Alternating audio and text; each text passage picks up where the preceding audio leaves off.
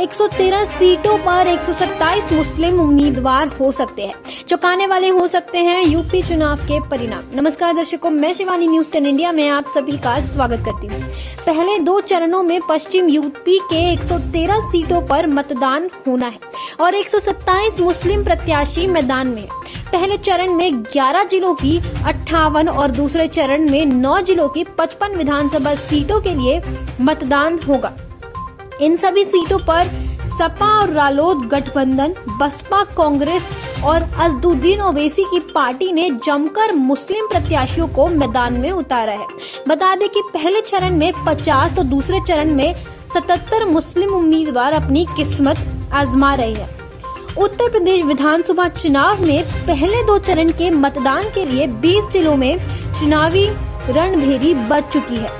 पहले चरण में मतदान 10 फरवरी तो दूसरे चरण की वोटिंग 14 फरवरी को होनी है। दोनों चरणों के लिए सभी सियासी दलों ने पूरी ताकत झोंक दी है, लेकिन सबसे दिलचस्प बात यह है कि दोनों ही चरणों में मुस्लिम वोटरों की भूमिका अहम रहने वाली है। यही वजह है कि बीजेपी को छोड़कर सभी दलों ने भारी संख्या में मुस्लिम प्रत्याशियों पर दांव खेला है। मुस्लिम प्रत्याशियों को मैदान में उतारने की एक और वजह यह भी है कि कई सीटों पर मुस्लिम वोटर निर्णायक भूमिका में है, जो चुनावी नतीजों को प्रभावित करने का मतदार रखते हैं। बता दें कि पहले 2 चरणों में पश्चिम यूपी के 113 सीटों पर मतदान होना है और 127 मुस्लिम प्रत्याशी मैदान में हैं। पहले चरण में 11 जिलों की 58 और दूसरे चरण में 9 जिलों की 55 विधानसभा सीटों के लिए मतदान होगा। इन सभी सीटों पर सपा, रालोद गठबंधन, बसपा, कांग्रेस और असदुद्दीन ओवैसी की पार्टी ने मुस्लिम प्रत्याशियों को मैदान में उतारा है। पहले चरण में 50 तो दूसरे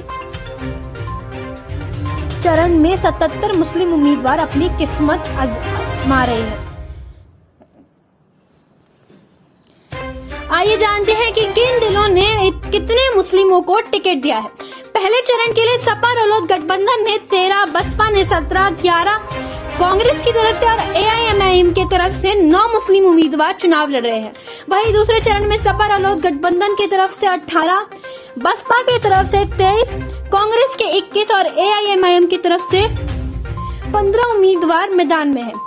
अगर 2017 के विधानसभा चुनावों की बात करें तो पहले चरण की 58 सीटों में से बीजेपी को 53 तो दूसरे चरण की 55 सीटों में से 48 सीटें बीजेपी की झोली में गई थी। यही वजह है कि बीजेपी ने एक भी मुस्लिम प्रत्याशी को मैदान में न साफ संदेश दिया है कि वह अपने हिंदुत्व के मुद्दे पर पूरी तरह से अडिग है, जबकि अन्य विपक्षी दलों ने मुस्लिम वोटरों की निर्णायक भूमिका को देखते हुए मुस्लिम उम्मीदवारों पर दांव खेला है।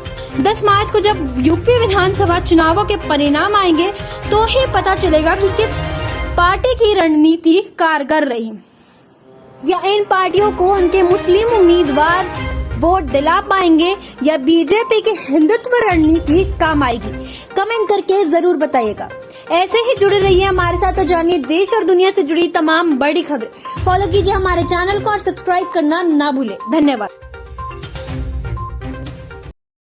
सब्सक्राइब करें हमारे YouTube चैनल को और बेल आइकन को दबाएं ताकि हर वीडियो सबसे पहले देख पाएं। आप हमें Facebook और Twitter पर भी फॉलो कर सकते हैं। वीडियो देखने के लिए धन्यवाद।